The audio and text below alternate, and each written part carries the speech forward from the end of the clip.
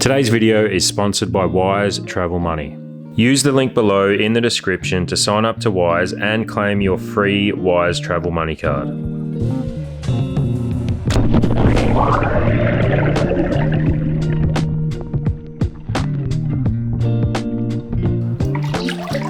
Does it feel like travel has gotten increasingly expensive for everyday people over the last few years? Like, especially the last 2 to 3 years. I'm not talking about during COVID, even pre-COVID. It's way more expensive now than it ever was for a family to travel.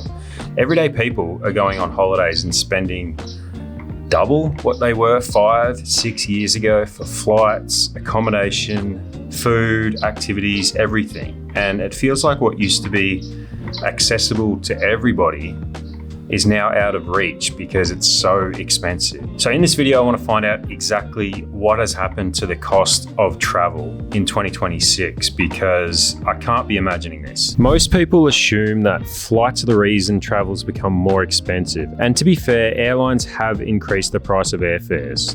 And that's because fuel costs are higher, airlines face higher operating costs, demand has exploded after COVID, and millions of people who postponed travel suddenly wanted to fly again. But here's what's really interesting. Flights aren't actually the biggest culprit, because once you arrive, that's where the real costs begin. Let's just take Vancouver, for example, where we visited last year, a city we know pretty well. If you open up booking.com today, you'll quickly notice something extraordinary. Ordinary downtown hotels can easily cost between $300 and $500 Canadian dollars per night. Not luxury hotels, not penthouse suites, just ordinary hotels. A week in Vancouver could easily cost you $2,500 in accommodation alone. Sydney, Australia tells a similar story. At the time of filming this video, it's becoming increasingly common to see standard hotel rooms listed at $300, $400, or even more per night.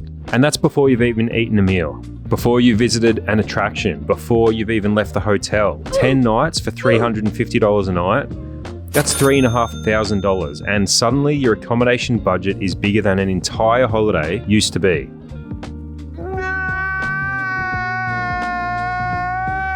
And this is where it gets a little bit frustrating, because I feel like we are still doing the exact same thing when it comes to booking our flights and accommodation. Like, we use Skyscanner to book all of our flights.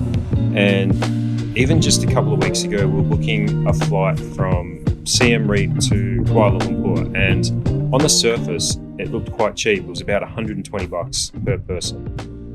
But when you actually go to book the flight, then you come to realize that you have to pay for your baggage, which is like an extra $100 or something. Then there's taxes and fees. Plus you even have to pay for your own seat nowadays, which is an extra $20, $30, sometimes even $50 if you want a good seat. So by the time you actually pay for your flights, you're looking at like 3 times what was advertised on the actual website. And even for this last flight that we took, we showed up at the airport and our luggage was 3 kilos over, even though I thought we had booked enough luggage. And the person at the counter told me it's $30 US per kilo that you're over. And because we already had our 7 kilos of carry-on, even though we had paid for, I think it was 45 kilos of checked luggage, we had to pay an extra $100 at the counter. So now our ticket price, which was originally about $120 per person, ended up costing something like $600 for us to travel just a short flight from Siem Reap to Kuala Lumpur, which seems kind of expensive if you ask me. Let's talk about Japan, one of our favorite countries in the world. Back in 2019, Japan introduced what's commonly known as the sayonara tax, a departure tax charged to people leaving the country. At the time, it was 1,000 yen per person. From 2026, that amount has increased significantly. Now imagine a family of 4. That's another travel cost added to the holiday before you've even boarded your flight home. And Japan isn't alone. Around the world, we're seeing more tourist taxes, sustainability fees, entry fees, and departure fees appearing every single year. Each one may seem small, but together they add up. And if you want even more proof of how expensive travel has become in 2026, look no further than the FIFA World Cup. Millions of fans dream of attending, and for many people, the cost has become staggering. By the time you've purchased tickets, booked flights, secured accommodation, and paid for food and transport, even if you're traveling as a solo, attending a major sporting event can cost thousands and thousands of dollars. And that's really the story of modern travel. It's not one expense, it's dozens of expenses stacked up on top of one another. Let's start with ATM fees. In Thailand, for example, many foreign bank cards are charged around 220 baht every single time they withdraw cash. That's roughly 10 Australian dollars. Withdraw cash 5 times during a trip and you've spent about $50 simply accessing your own money. Then there's foreign transaction fees, and many banks charge around 2 to 3% on overseas purchases as well. If you spend $5,000 during a holiday, that could mean another $100 to $150 just in fees. And then of course there's currency conversion. Airport exchange counters, banks, foreign exchange providers. Many travelers assume they're getting a fair rate, but the exchange rate you see advertised isn't always the exchange rate you're actually getting. A small difference in exchange rates can easily cost travelers $50, $100, or even several $100s over the course of a trip.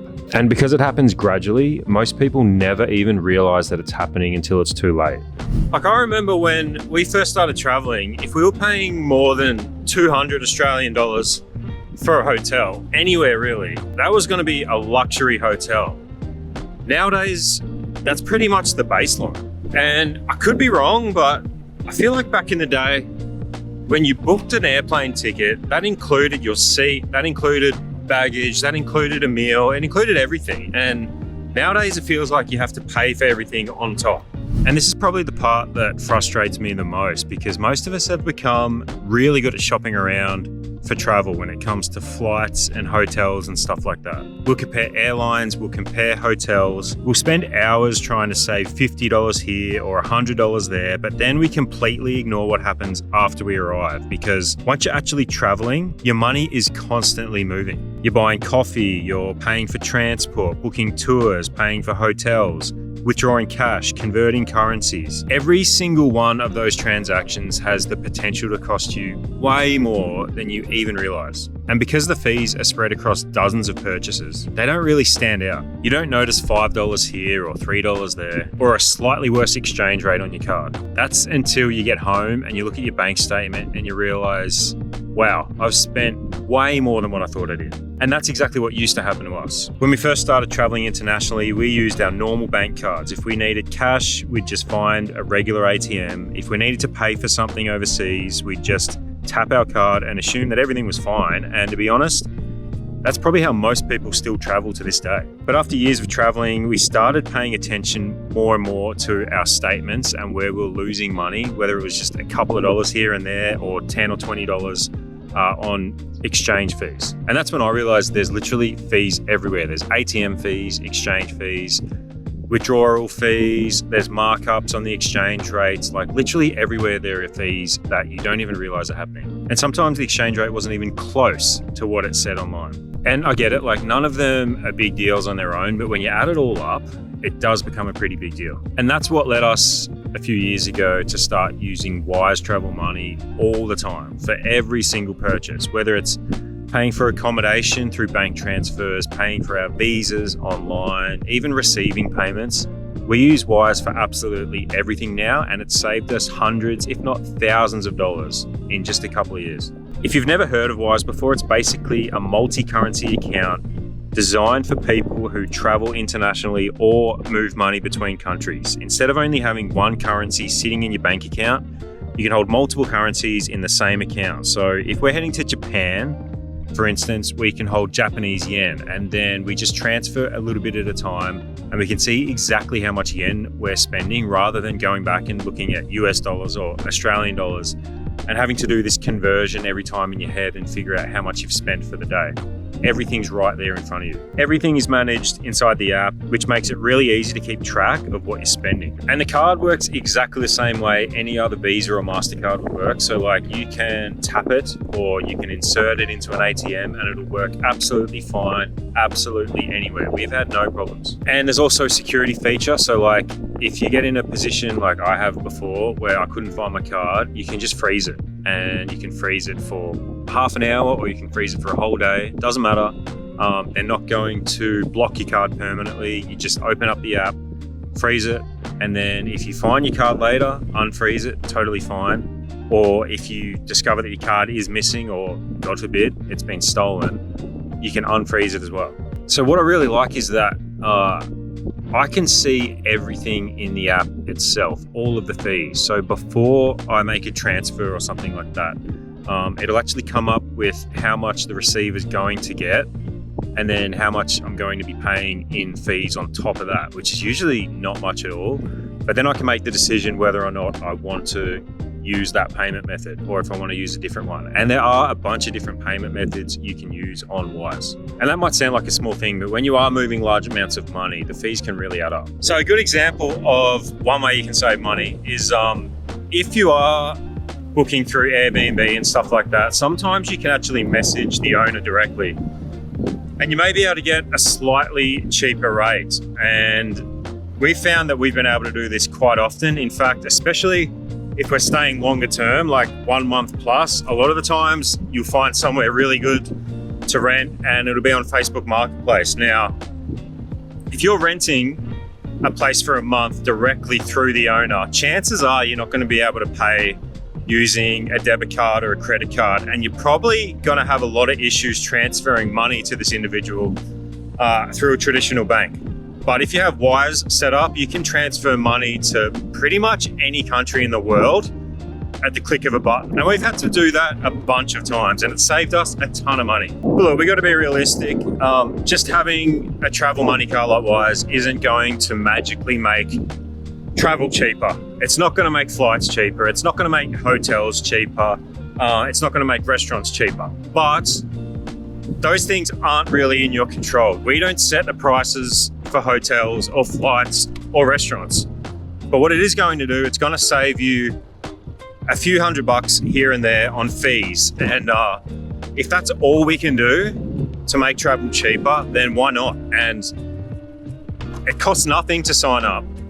You can get a free Wise Travel Money Card if you use our link below in the description, or your first transfer will be fee-free up to 1,000 Australian dollars, which is a pretty bloody good deal. So hit the link in the description and check out Wise for yourself if you're interested. The thing that really surprised me after investigating for this video was that not that travel has increased, but just how many different things have increased all at the same time. I'm talking about flights, hotels, transport, fuel, food, taxes, and even the way we move money around the world. So why has travel become so expensive? The answer is actually fairly simple. Everything costs more. Hotels pay more for staff, more for utilities, more for insurance, more for maintenance. Airlines face higher operating costs. Governments introduce new tourism taxes, and millions of travelers continue competing for the same hotel rooms and airline seats. The result is higher prices almost everywhere.